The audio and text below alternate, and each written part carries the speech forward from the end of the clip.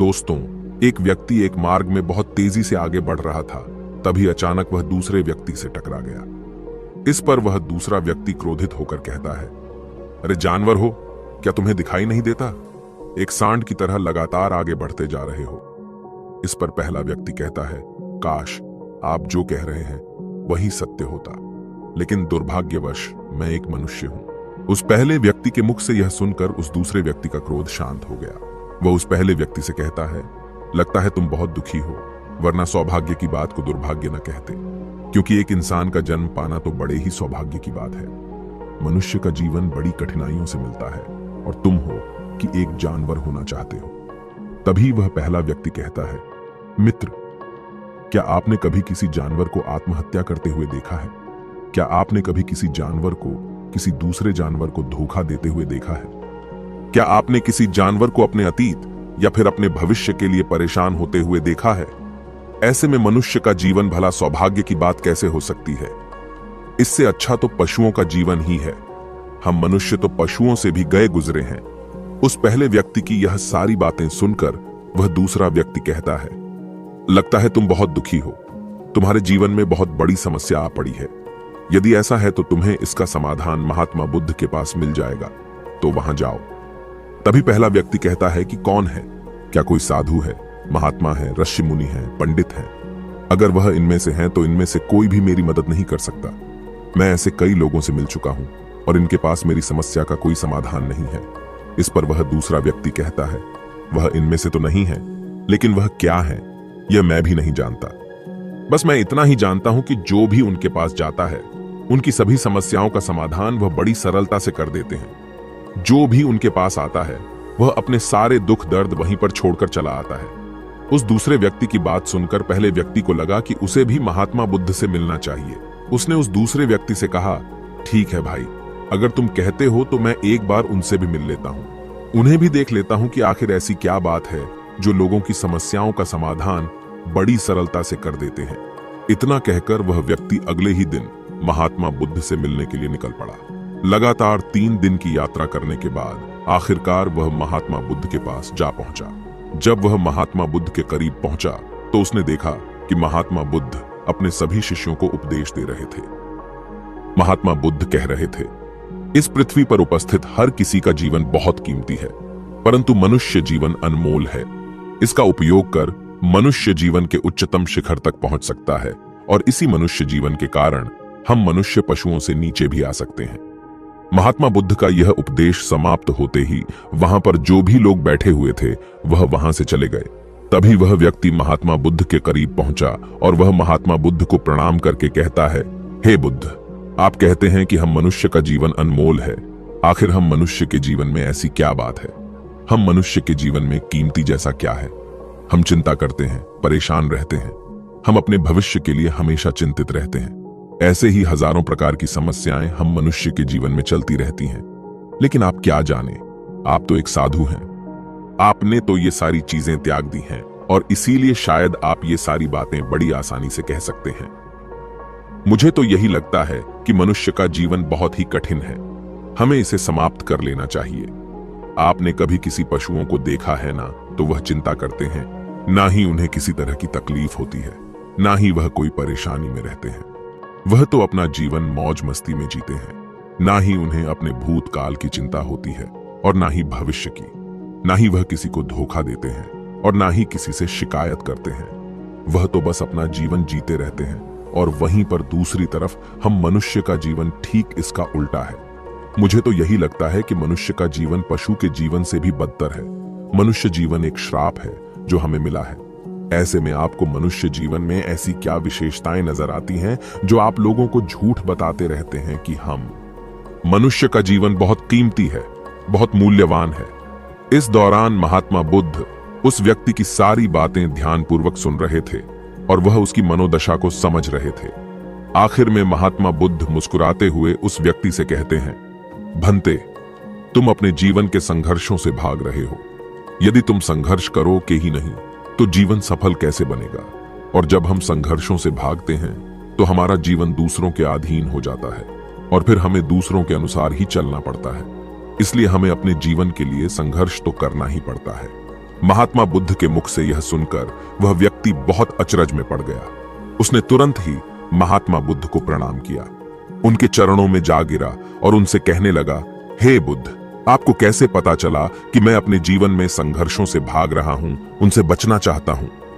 मेरे जीवन में जब भी कोई समस्या खड़ी होती है तो मैं उसका सामना नहीं कर पाता, बल्कि मैं उसे छोड़कर भाग जाना चाहता हूं। आगे महात्मा बुद्ध उस व्यक्ति से कहते हैं, तुम्हें लगता है कि पशुओं का जीवन हमसे लाख गुना अच्छा है, क्योंकि वह अपना जीवन खुद समाप्त नहीं कर सकते, क्योंकि वह किसी को धोखा नहीं देते और न ही आने वाले भविष्य की चिंता करते हैं।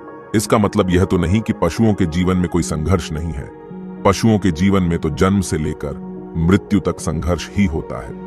जब वह छोटे होते हैं तो उनकी जान को खतरा होता है, वे अपनी जान बचाने के लिए संघर्ष करते हैं। जैसे जैसे बड़े होते हैं तो उन्हें अपना पेट भरने के लिए संघर्ष करना पड़ता है, फिर चाहे उनके सामने कोई भी क्यों ना हो, फिर चाहे उनके सामने कितनी भी बड़ी परिस्थितियां क्यों ना हो, वे संघर्ष करने से कभी पीछे नहीं हटते।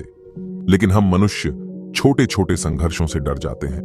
अगर हम उन पशुओं की तरह अपने जीवन में संघर्ष करने लगें तो मनुष्य का जीवन अपने आप ही सफल हो जाएगा। इतना संघर्ष अगर एक मनुष्य अपने जीवन में कर ले तो वह जो चाहता है वह कर सकता है, उसे पा सकता है। और जबकि इतना संघर्ष करने के बाद भी वह पशु अपने जीवन में कुछ भी नहीं कर पाता। भंते, वास्तविकता तो यही है कि बिना संघर्ष के कोई जीवन है ही नहीं। बिना संघर्ष के हमारा जीवन चल ही नहीं सकता।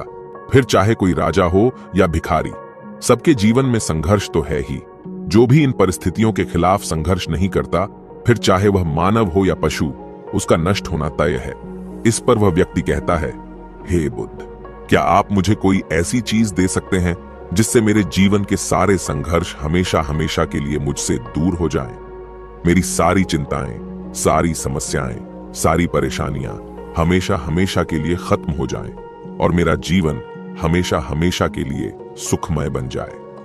उस व्यक्ति की यह बात सुनकर महात्मा बुद्ध एक बार फिर से मुस्कुराने लगे और उस व्यक्ति से कहते हैं, भंते, मैं तुम्हें वह चीज तो नहीं दे सकता, लेकिन हां, मैं तुम्हें वहां तक पहुंचने का रास्ता जरूर बता सकता हूं।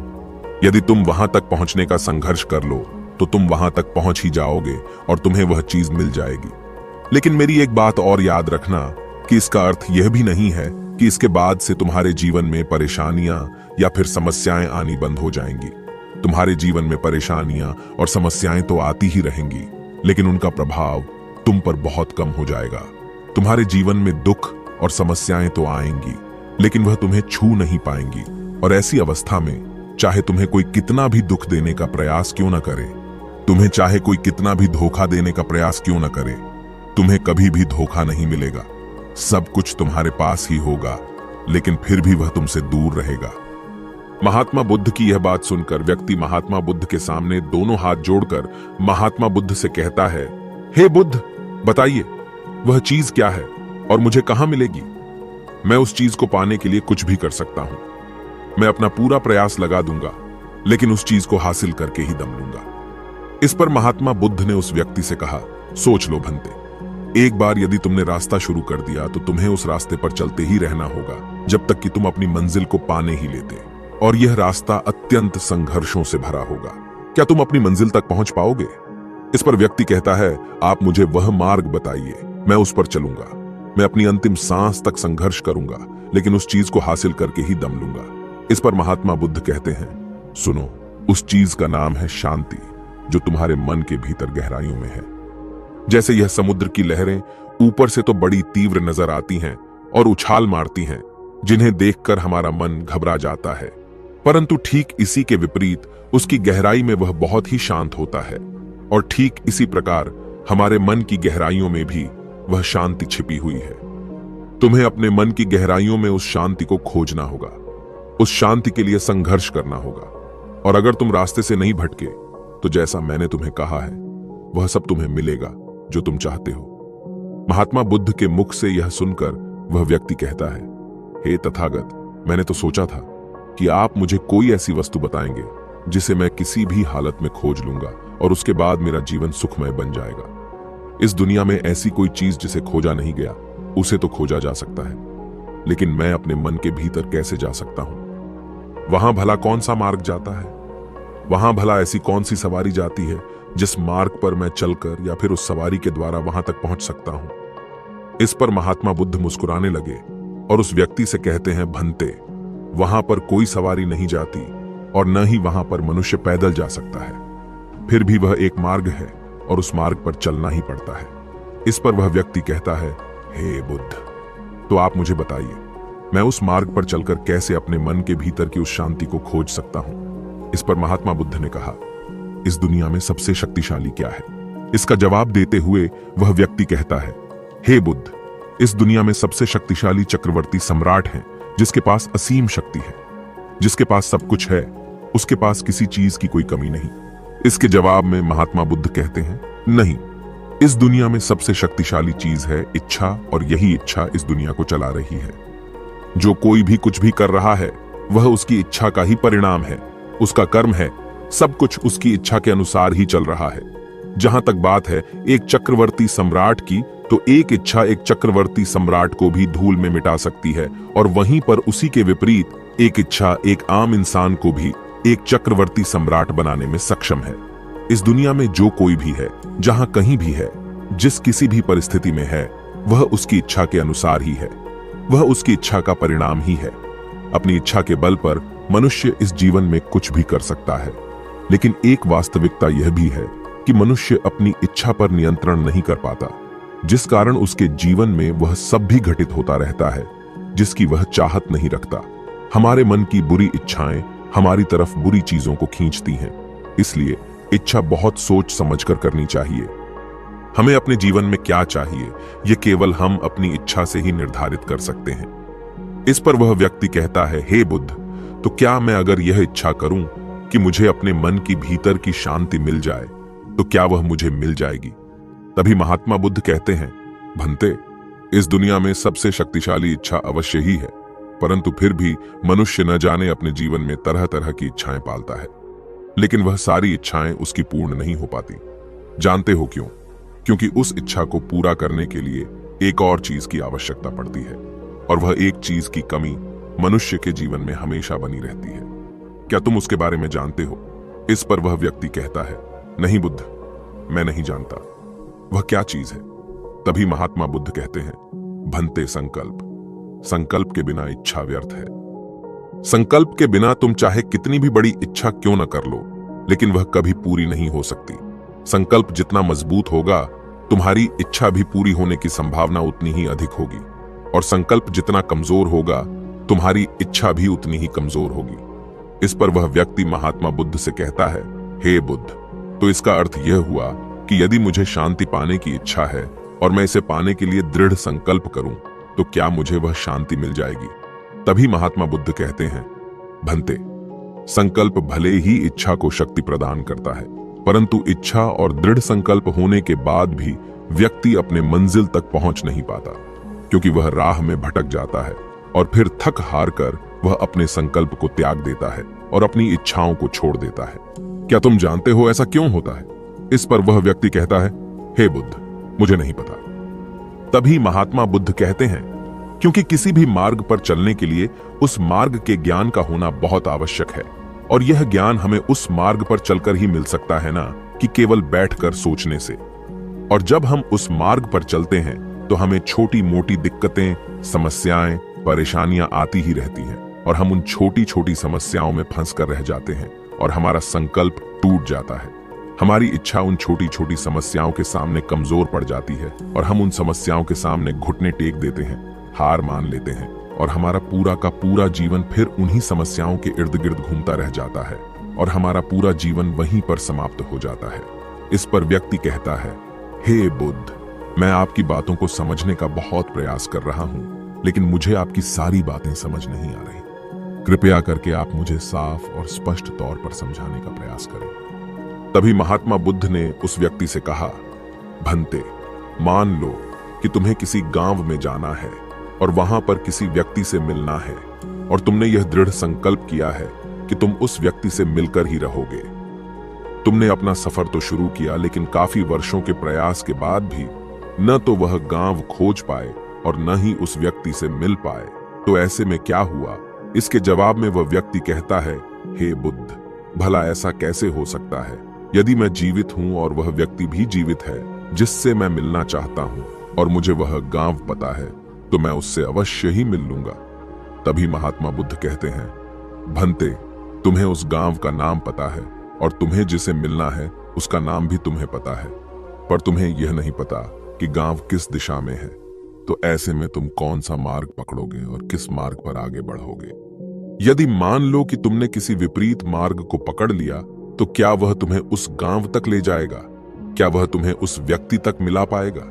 इस पर वह व्यक्ति कहता है, हे बुद्ध, इस अवस्था में तो यह कार्य बिल्कुल भी असंभव होगा। इस पर महात्मा बुद्ध मुस्कुराते हुए उस युवक से कहते हैं, भंते, मैं कब से यही तुम्हें समझाने का प्रयास कर रहा हूं। हमारी इच्छा, संकल्प होने के बाद भी हमें सही मार्ग का ज्ञान होना आवश्यक है। शांति को खोजने का जो मार्ग है वह ध्यान और ध्यान भीतर होता है, बाहर नहीं। जब तुम अपने भीतर की शांति को खोजने के लिए ध्यान के मार्ग पर आगे बढ़ो कि अपनी इच्छा की पूर्ति के लिए तुम उस मार्ग पर आगे की ओर बढ़ते चलोगे, तो हो सकता है कि तुम्हारी राह में छोटी छोटी मुसीबतें, दिक्कत या तकलीफ आए, लेकिन तुम्हें उन समस्याओं का सामना करना ही पड़ेगा। तुम्हें उनसे लड़ना होगा, उनसे संघर्ष करना ही होगा, क्योंकि वह मार्ग तुम्हारे लिए बिल्कुल नया है। और पहली बार जब हम किसी मार्ग पर आगे बढ़ते हैं तो हमें यह नहीं पता होता कि अगला पड़ाव क्या होगा और आगे कौन सी कठिनाइयां आने वाली हैं। हमें तो वहां पर जाने के बाद ही पता चल पाएगा। वहीं पर दूसरी तरफ जो मनुष्य इन छोटी छोटी दिक्कतों में नहीं फंसता, वह अपने संकल्प पर दृढ़ बना रहता है। अपने जीवन में वह सब कुछ पा लेता है जो वह चाहता है और अपनी मंजिल पर पहुंचकर उसे असीम शांति भी मिलती है। और जब मनुष्य अपने लक्ष्य को प्राप्त कर ही लेता है, तब उसे और कुछ पाने की इच्छा नहीं रह जाती। इसी प्रकार यदि तुम भी केवल मार्ग पर आगे बढ़ते रहो, तो तुम भी अपने मन के अंतर तक पहुंच जाओगे और वहां पहुंचने के बाद तुम्हें किसी चीज की कोई आवश्यकता नहीं पड़ेगी। न ही तुम्हें कोई धोखा दे पाएगा, न ही तुम्हें कोई लूट पाएगा और न ही तुम्हें कोई दुख पहुंचा पाएगा। उस अवस्था में पहुंचने के बाद न ही कोई मोह, न ही कोई चिंता और न ही कोई समस्या रहेगी। तुम उस परिस्थिति से बड़ी सरलता से निकल पाओगे। और जब तुम अपने मन की उस शांति को प्राप्त कर लोगे, तो तुम एक पशु तो नहीं रहोगे और न ही एक मनुष्य रहोगे, बल्कि तुम मनुष्य से भी और ऊंचा दर्जा प्राप्त कर लोगे। और फिर तुम्हें कोई भी दुख कभी छू नहीं पाएगा। फिर तुम्हें किसी चीज की कोई परेशानी नहीं रह जाएगी, नहीं तो भविष्य की चिंता होगी और न ही अपने बीते हुए भूतकाल की। तुम तो बस अपनी शांति में मग्न रहोगे और तुम्हें किसी प्रकार का दुख कभी छू तक नहीं पाएगा। महात्मा बुद्ध की यह बात सुनकर वह व्यक्ति महात्मा बुद्ध के चरणों में गिर पड़ा और महात्मा बुद्ध से कहता है, हे बुद्ध, आपकी सारी बातें सत्य हैं, मैं आपकी सारी बातें समझ चुका हूं, लेकिन फिर भी मेरे मन में एक दुविधा है। मेरे पास क्या ऐसी कोई चीज नहीं रख सकता जिससे मेरी सारी दुख, सारी तकलीफें, सारी कठिनाइयां हमेशा हमेशा के लिए दूर हो जाएं। इस पर महात्मा बुद्ध मुस्कुराते हुए कहते हैं, भंते, यदि तुम बाहरी दुनिया से कुछ अपने पास रखना चाहते हो, तो तुम उस शांति को पाने का प्रयास छोड़ ही दो, क्योंकि तुम कुछ ऐसा पाना चाहते हो जिससे तुम्हारी समस्याएं कभी समाप्त नहीं होंगी, बल्कि और बढ़ती चली जाएंगी, क्योंकि तुम्हारी समस्याओं का समाप्त होना संभव ही नहीं हो पाएगा। और जानते हो ऐसा क्यों है? इस पर वह व्यक्ति कहता है, हे बुद्ध, पर ऐसा क्यों? इसका जवाब देते हुए महात्मा बुद्ध कहते हैं, भंते, क्योंकि बाहर तो पहले से ही शांति है, चारों ओर केवल शांति ही शांति है। हमें तो बाहर की शांति नजर आती है, लेकिन हमारे भीतर की शांति हमें नजर नहीं आती। और जो शांति हम बाहर की ओर देख रहे हैं, वह बाहर नहीं, बल्कि हमारे भीतर ही है। इसलिए जब तक तुम अपने अंतर को ठीक नहीं कर पाओगे, तब तक तुम बाहर कुछ भी नहीं कर सकते। जब तक तुम्हारे भीतर सब कुछ ठीक नहीं होगा, तब तक बाहर कुछ भी ठीक नहीं हो पाएगा। इतना कहकर महात्मा बुद्ध शांत हो गए और वह व्यक्ति महात्मा बुद्ध की बातों पर विचार करने लगा। उसके पास महात्मा बुद्ध के बताए गए रास्ते के अलावा और कोई मार्ग भी नहीं था। उसने दृढ़ संकल्प लिया कि वह अपने भीतर की उस शांति तक पहुंचकर ही रहेगा। उसने ध्यान के मार्ग को अपनाया और आगे की ओर बढ़ने लगा। अब वह व्यक्ति अपनी मंजिल तक पहुंचता है या नहीं, यह तो उसकी संकल्प, उसकी इच्छा शक्ति और उसके मार्ग में लगातार आगे बढ़ने पर निर्भर करता है। उससे यह भी समझ आ गया कि मनुष्य का जीवन पशुओं से बुरा नहीं है, बल्कि उससे जैसा जीवन मिला है वही सही है और उससे वह और बेहतर कर सकता है।